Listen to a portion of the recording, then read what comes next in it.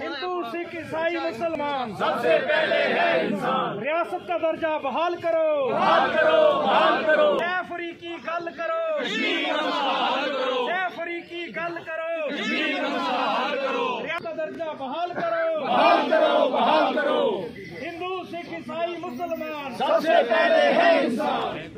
Jammu Kashmir united piece movement के banner तले 9 अलग अलग जो ऑर्गेनाइजेशंस हैं वो एक मंच पर आई हैं और डिमांड कर रही हैं कि सेंट्रल गवर्नमेंट जो है पाकिस्तान से बात करके जम्मू कश्मीर के मुद्दे को सॉल्व आउट करे। उसको देखते हुए तमाम यहाँ पे लोग आए हुए हैं और रिस्टोर डेमोक्रेसी इन जेड की एक ये भी मांग है और जो स्टेटहुड के बाद जो अभी यूटी दी गई है उसको लेकर भी ये लोग विरोध कर रहे हैं कि स्टेटहुड वापस मिला जाए। और कई मुद्दे हैं और साफ तौर पर जिस तरह से अभी पूरा माहौल बना हुआ है जम्मू कश्मीर में और लगातार LOC पे जो फायरिंग हो रही है, ये लोग डिमांड कर रहे हैं कि जो मिलिट्री एक्शन है उसे रोका जाए और बात की जाए। सर मुझे ये बताइए कि आप पक्ष ले रहे हैं कि पाकिस्तान से बात करें, लेकिन जिस तरह से भी LOC पे हालात हैं, आए दिन पाकिस्तान दिन में कई बार जो है सीज़ फायर वायलेशन करता है, तो उस माहौल में किस तरह पाकिस्तान से बात की जाए? हाँ सुनो, जब मतलब के मोदी जी आए थे तो उस वक्त भी पाकिस्तान तो इंडिया के बिल्कुल टेंशन थी। मोदी जी ने नवाज शरीफ को बुलाया और वहाँ उसकी मतलब के वाइफ को शाल वगैरह दिया, तो नवाज ने मतलब के उसकी मदर को साड़ी दी। तो रिलेशन जो है बनाने के लिए कोई ना कोई पहल करना पड़ती है। अटल बिहारी वाजपेयी 1999 में पाकिस्तान गए और आगरा समिट हुआ, समझे। और मतलब आप क्या समझते हो कि लड़ाई से पाकिस्तान, देखो दोस्त बदला जाता है लेकिन नेबर नहीं बदला जा सकता। लेकिन सर उनकी नीयत नहीं बदल रही है, हर दिन जो है मतलब जो है आ जाओ एक आदमी को गाली निकालता है। जो गांधी ने भी कहा था कि अगर एक मुंह पे अगर तमाचा दूसरी गाल देते अगले को शर्म आ जाएगी कम से कम पे बात सुनो। ये नहीं कहते हैं ये जो सियासत है वोट बैंक की सियासत है ना, ये मतलब कि अगर हिंदू मुस्लिम लड़ते रहें आपस में तो उनका 12 है, उनको वोट मिलते हैं। इसलिए हमारे यहाँ पहल करके देखो क्या फ़र्क पड़ता है। जब ये कहना जो पहले मिलिटेंसी ख़त्म होता तो वो मतलब नहीं, मिलिटेंसी एक स्टेट और सेंट्रल गवर्नमेंट की गलत पॉलिसी से पैदा 370 और 35 हटे हुए 1 साल से ज़्यादा हो गया। आपको क्या लगता है क्या बदलाव आया? 370 और 35 जो था वो सरकार ने जो सेंट्रल गवर्नमेंट ने लागू किया, मतलब कि शेख अब्दुल्ला के कहने पे, हरी सिंह के कहने पे आज मतलब जो है उसे हटाया जाए। वो पहले ही रोड हो चुका है। प्राइम मिनिस्टर की पोस्ट ही उठा दी गई, गवर्नर जन की इसकी गवर्नर की पोस्ट सदर रियासत की जगह थी वो भी हटा दी गई। अब इसमें वजह था पीछे क्या, जो वजह खर्चा था वो इन्होंने ख़त्म कर दिया। हम सबसे उसको मतलब स्टेटस जैसे आज मतलब के जले में पहले कहा कि अगर हम हरियाणा का कोई काबला आदमी उनको मिल जाता है, अभी ये नीट के एग्ज़ाम हो रहे हैं और मतलब कि दिल्ली का मुकाबला जम्मू का स्टूडेंट कर सकता है क्या?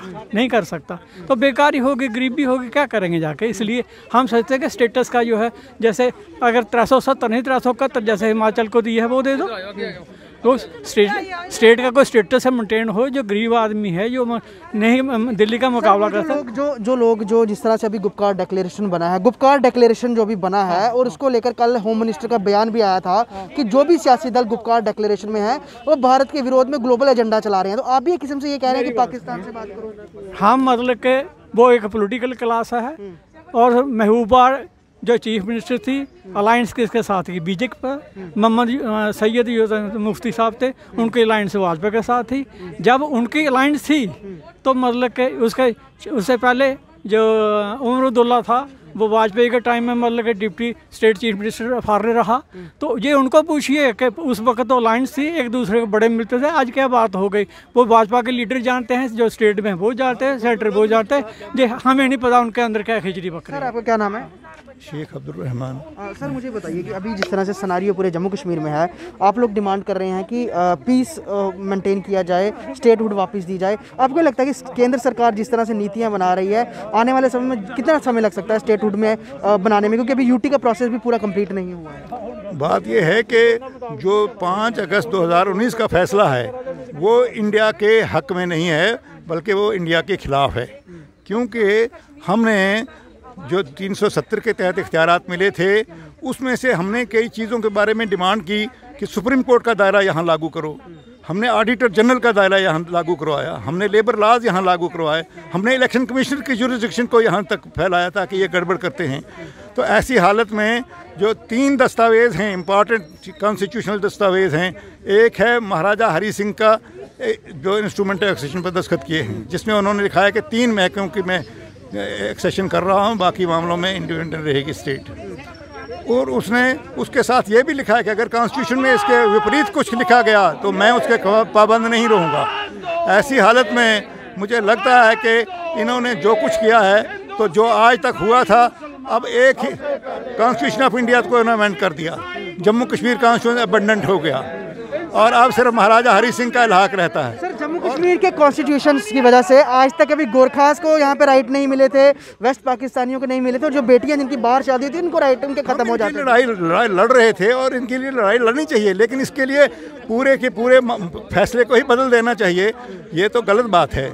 ऐसी हालत में मैं समझता हूँ कि महाराजा हरि सिंह का इंस्ट्रूमेंट एक्सेशन रह जाता, जो 3 महकमों का है, इससे हिंदुस्तान के काज को नुकसान पहुँचा, एक्सेशन को नुकसान पहुँचा इस फैसले के साथ, क्योंकि अब तो महाराजा का एक ही दस्तावेज रहा, कॉन्स्टिट्यूशन ऑफ इंडिया भी गया, कॉन्स्टिट्यूशन ऑफ जम्मू कश्मीर भी गया, एक ही दस्तावेज रही महाराजा हरि सिंह का इल्हाक, और वो 3 महकमों का है, बाकी मामलों में ऑटोनमस है। सेंट्रल गवर्नमेंट ये कहती है कि भारत का कॉन्स्टिट्यूशन है पूरे जम्मू कश्मीर में जिस तरह पूरे भारत में लागू है, यहाँ भी लागू हो चुका है। देखिए, उनका कहना नहीं है, अभी सुप्रीम कोर्ट में मामला पड़ा हुआ है, सुप्रीम कोर्ट को एक्शन लेना चाहिए था, सो मोटो उन्होंने कंटेम्प्ट ऑफ कोर्ट बनाना चाहिए था गवर्नमेंट के खिलाफ, के उन्होंने पंचायत का रूल यहाँ लागू कर दिया, उन्होंने ज़मीनों का यहाँ लागू किया, तो उनको ये तो सुप्रीम कोर्ट को करना चाहिए। लेकिन अगर सुप्रीम कोर्ट भी खिलाफ देगी तो इंटरनेशनल कोर्ट ऑफ जस्टिस में भी जा करके महाराजा के इल्हाक को ही वो तस्लीम करेंगे। सरकार ने ये साफ भी कर दिया कि 370 और 35 से वापस नहीं आएगा, चाहे जो कुछ हो। वो 1000 बार कहते रहे, एक फ्रीक कहता है वापस लेंगे, एक फ्रीक कहता है नहीं लेंगे, और दूसरा जो कॉम्पिटेंट अथॉरिटी है वो क्या कहती है, सुप्रीम कोर्ट क्या कहती है